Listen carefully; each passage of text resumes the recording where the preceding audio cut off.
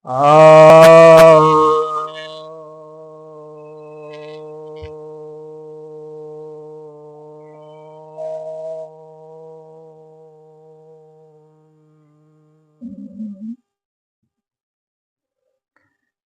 भक्तजनों को सत्य।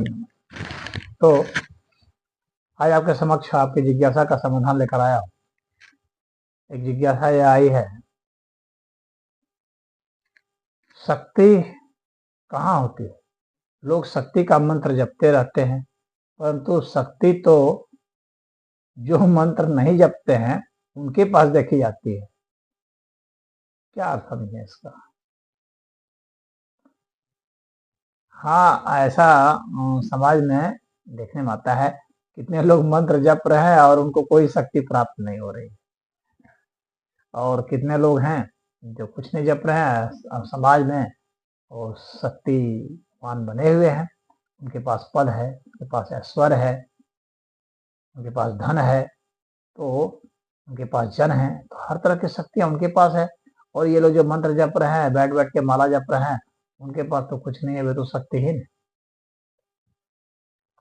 तो ये प्रश्न उठता है कि शक्ति आखिर होती कहाँ? यह सबसे बड़ा रहस्य है। अगर इसको आप समझ जाएंगे तो आप पक्का समझ जाएंगे, और उसके बाद फिर उसमें आपको प्रयास करना है। देखिए, शक्ति होती कहाँ है? शक्ति सदैव जो है संकल्प में होती है। संकल्प में शक्ति होती है। जो व्यक्ति जैसा संकल्प कर लेता है, उसको उतना दृढ़ हो जाता है और उसके अनुसार वह योजना बनाता है और उसके अनुसार से वह काम करता है, तो उसके पास शक्ति आती है।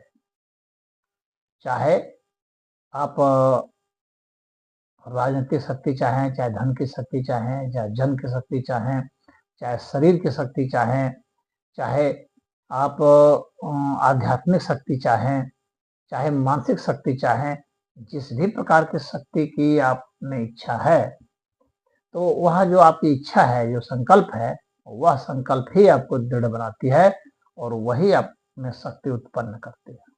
शक्ति सदैव संकल्प से उत्पन्न होती है। संकल्प का अर्थ है धारणा, प्रगाढ़ धारणा। तो वह धारणा अगर आपकी मजबूत हो गई तभी जाकर होगा। ऐसा नहीं कि आप राम राम राम कर लेंगे उससे शक्ति आ जाएगी, नहीं। वो तब आएगी जब आप संकल्प करेंगे, और उस संकल्प के लिए भले आप राम राम कीजिए, वो बात अलग है।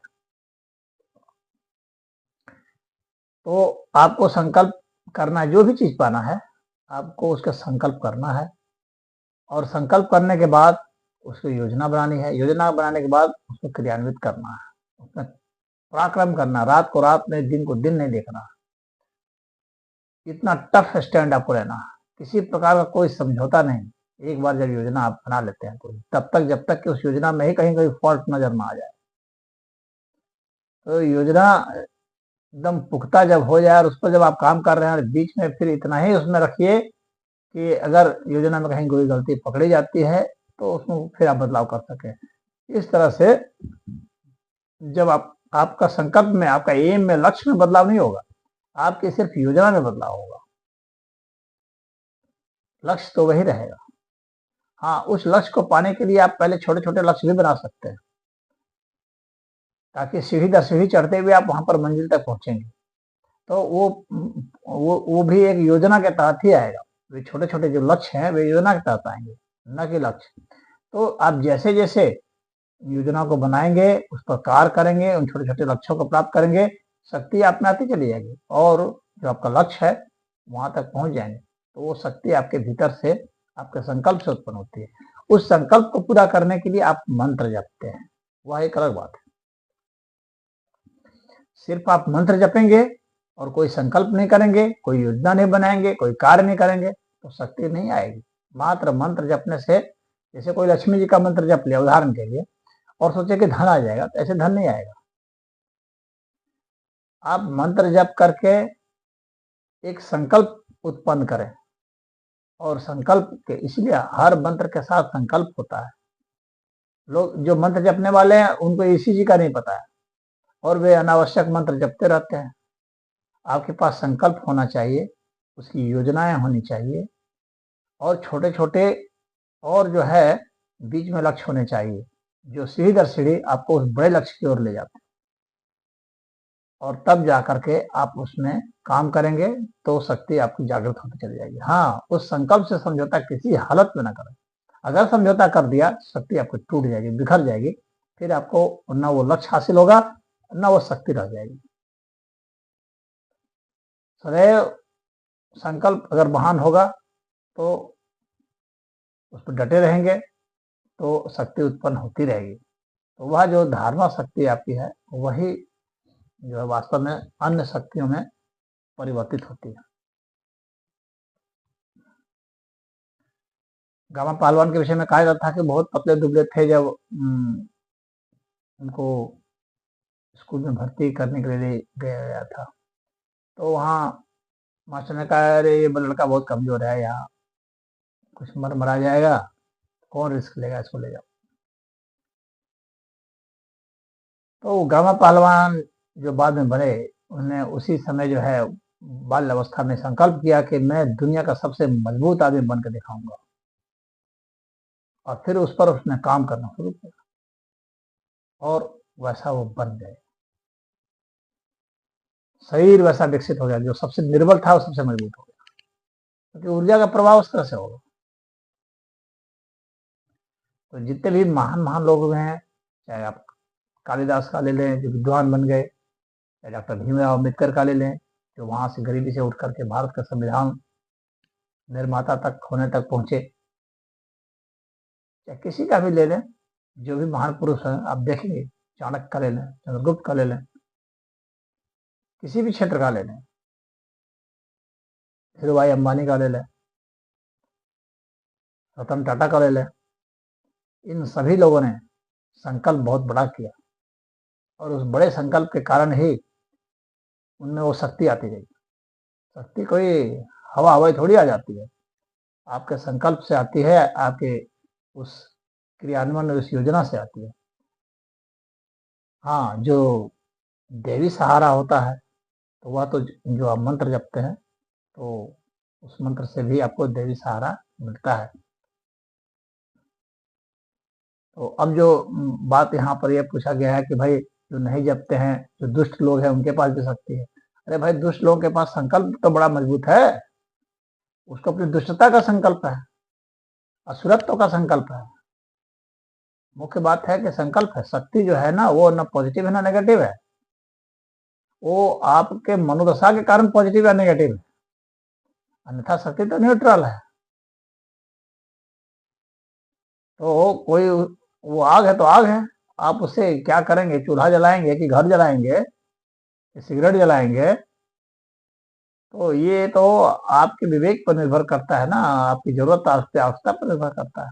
तो जो दुष्ट लोग हैं जिनके पास शक्ति है, तो उन्होंने अपने उस दुष्टता का संकल्प किया हुआ है, और वो अपने संकल्प से डिग नहीं रहे, इसीलिए वो डॉन बनते हैं, बड़े बड़े माफिया बनते हैं, क्योंकि उनका संकल्प दृढ़ है, उनका लक्ष्य, अपने लक्ष्य पर अटूट है। मुझे इतना धन कमा लेना है, मुझे ये कर देना है, वो कर देना है, और रास्ते में आई हुई हर बाधा को वो मिटा देते हैं। तो बाधा को मिटाने की तरकीब तो आनी ही चाहिए, वो योजना तो बनानी ही पड़ेगी, और वो बुद्धि अपनानी पड़ेगी, शक्ति उसी से आती है। अगर योजना बनाने की ही शक्ति नहीं है तो आप क्या कर लेंगे, कुछ नहीं कर पाएंगे। अगर उन योजना पर काम करने की शक्ति नहीं है तो क्या कर पाएंगे, कुछ नहीं कर पाएंगे। हवा हवाई योजना बनाएंगे, उस पर काम कुछ नहीं करेंगे, कुछ नहीं होगा। तो आपको न सिर्फ अपना बहुत बड़ा लक्ष्य निर्धारित करना है, बल्कि उस लक्ष्य तक पहुंचने के लिए और जो छोटे छोटे लक्ष्य हैं उसका भी आपको पता होना चाहिए कि वे छोटे छोटे लक्ष्य कहाँ से हासिल करेंगे, कैसे हासिल करेंगे, और उसकी योजना बनाइए और फिर वहां से काम शुरू कीजिए, शक्ति अपने आप आएगी। तो शक्ति इस तरह से आती है, मात्र बैठ करके कोई सरस्वती जी का मंत्र पढ़ ले और कोई शास्त्र का कुछ अध्ययन ही नहीं करे, कोई ग्रंथ का अध्ययन ही नहीं करे, विद्या का अध्ययन ही नहीं करे, तो कहाँ से उसके पास विद्या आ जाएगी, ऐसे नहीं आएगी। संकल्प आपको करना है, फिर उस पर कार्य करना है, योजना बनानी। तो इसका यह जो है बहुत बड़ा रहस्य है, इस रहस्य को अधिकतर लोग नहीं जानते हैं। अधिकतर लोग सिर्फ यह सोचते हैं कि बस कोई मंत्र दे दिया किसी ने, कहा लो इस मंत्र को जप लो और तुम्हारे पास धन आ जाएगा। हाँ, तो ये तो बाल बुद्धि की बात है, ऐसे नहीं होता है। कार्य कारण के आपस में संबंध होते हैं। आपने जो मंत्र जपा वह चेतना जगत का मंत्र था। उस चेतना से आप जो है संकल्प तैयार करते हैं। वह संकल्प तैयार करने के लिए है, फिर आपको संकल्प पर दृढ़ रहना है, योजना बनानी है। वे सभी सब उसी मंत्र के अंतर्गत आते हैं। ये रहस्य अधिकतर लोग नहीं बताते हैं, ये तो सिर्फ गुरु लोग बताते हैं जो उसमें कभी पारंगत होते हैं। कि मंत्र मात्र जपना नहीं होता है, यह नहीं कि मंत्र जप लिए, तर्पण कर दिए, हवन कर दिए, हाँ तो बस हो गया, अब आपको वो लक्ष्मी प्राप्त हो जाएगी, धन मिल जाएगा, पद मिल जाएगा, ऐसे थोड़ी हो जाता है। उसकी सारी योजना बनानी पड़ती है और वो भी उस मंत्र के अंतर्गत निहित है। उसको क्रियान्वयन करना पड़ेगा, प्राणायाम के साथ जोड़ना पड़ेगा, सांस के साथ जोड़ना पड़ेगा उसको, फिर उसको अपने बॉडी के साथ जोड़ना पड़ेगा। आपको उसे अपने माइंड, अपनी योजनाओं से जुड़ना पड़ेगा। तो इच्छा तो हर कोई कर लेता है कि मैं अरबपति बन जाऊं, लेकिन भाई उसकी योजना क्या होगी? इच्छा मात्र काफी नहीं है। इच्छा तो एक संकल्प हो गया, मुझे अरबपति बनना है, लेकिन कैसे बनना है ये उसका मेथड है ना, मेथोडोलॉजी भी तो आपको जाननी पड़ेगी, तरीके भी तो जानने पड़ेंगे। तो उन तरीकों पर, उसके बाद में उसका पूरा विश्लेषण, सूक्ष्म विश्लेषण करने पर बुद्धि योग होता है। कर्म योग के लिए बुद्धि योग भी जरूरी है। तो हर तरह से जो है आपको पुख्ता होना पड़ेगा और उस पर पराक्रम करना पड़ेगा, तब जा करके होता है, तब शक्ति आती है। नहीं तो हवा हवाई उस तरह से बहुत लोगों की बातें सुन करके, कहीं कोई पोथी पढ़ लिए या किसी ने आपको बता दिया, किसी गुरु ने बता दिया, कहीं वीडियो कोई देख लिए, लगे उसी से करने, तो ऐसे सफल नहीं होने वाले।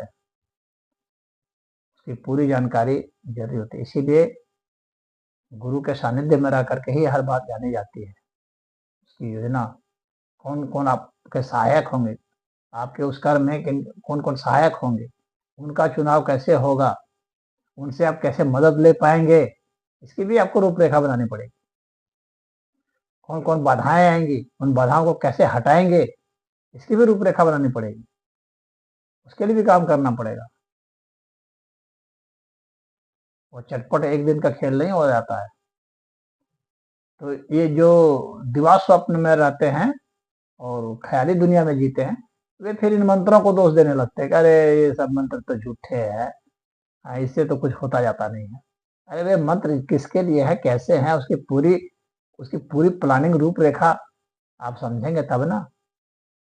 बस एक थोड़ा सा एक मंत्र मिल गया, और उस मंत्र के साथ एसोसिएटेड और बाकी चीजें क्या क्या किए हैं वह आप जाने ही नहीं, उस पर काम ही नहीं किए, तो कहाँ से सफल होंगे? सफल नहीं होंगे। तो उस मंत्र को दोष देना बेकार है। आप अपनी बुद्धि को दोष दीजिए कि आपने सारी प्रक्रिया नहीं समझी। मंत्र से एसोसिएटेड हर चीज आपको जानना पड़ेगा, तब जाके सफल होंगे। हरिओम।